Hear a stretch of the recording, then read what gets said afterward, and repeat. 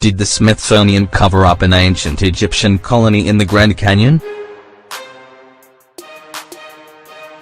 Did the Smithsonian Institute cover up the mind-boggling discovery of an ancient Egyptian colony in the Grand Canyon? According to a news article from 1909, the answer is yes. Is it possible that the ancient Egyptian civilization developed technology to travel across the planet? I'm not talking spaceships, but transoceanic voyages made possible with their grandiose vessels. In recent years, more evidence has emerged which supports the idea that ancient civilizations like the Egyptians, the Chinese and even possibly the Olmec achieved transoceanic voyages before written history suggests.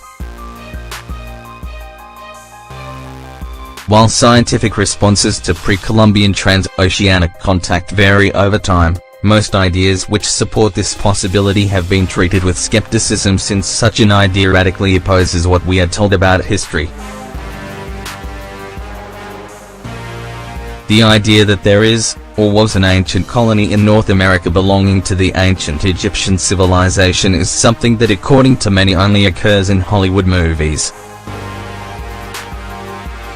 However, according to the front page of the April 5, 1909, edition of the Arizona Gazette, a bizarre discovery was made in the marble region of the Grand Canyon that points towards an ancient Egyptian presence in North America thousands of years ago.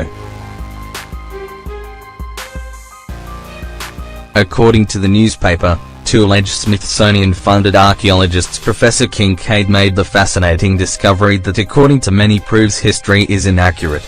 The report shrouded in mystery reads, discoveries which almost conclusively prove that the race which inhabited this mysterious cavern, hewn in solid rock by human hands, was of Oriental origin, possibly from Egypt, tracing back to Ramses. If their theories are borne out by the translation of the tablets engraved with hieroglyphics, the mystery of the prehistoric peoples of North America, their ancient arts, who they were and whence they came, will be solved. Egypt and the Nile, and Arizona and the Colorado will be linked by a historical chain running back to ages which staggers the wildest fancy of the fictionist. The article notes that the mysterious set of caverns was located in an extremely remote part of the Grand Canyon, dangerous and nearly inaccessible. The alleged site is reportedly located 2 miles away from Althover Crystal Canyon. According to the Arizona Gazette, the entrance to the main cavern was located some 1,500 feet below an abrupt cliff. However, people believe all of this is part of an elaborate hoax and that the discovery was never made. Furthermore, the Smithsonian Institute denied all claims indicating that no record of a so-called Kincaid or Professor Jordan exists in the Smithsonian's Department of Anthropology. Moreover, the Smithsonian denies there is any evidence of artifacts gathered. In the book, Suppressed Inventions by Jonathan Eisen, a spokesperson from the Smithsonian Institute denies any ancient Egyptian artifacts were found in the Grand Canyon. Well, the first thing I can tell you, before we go any further, is that no Egyptian artifacts of any kind have ever been found in North or South America.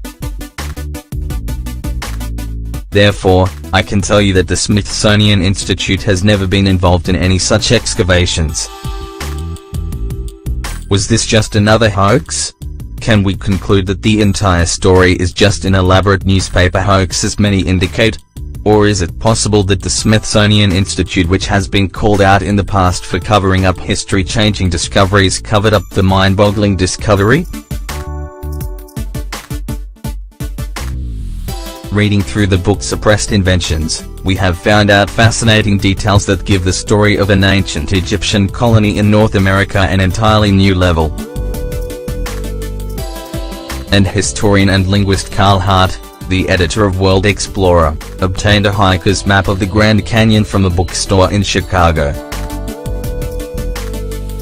Poring over the map, we were amazed to see that much of the area of the north side of the canyon had Egyptian names.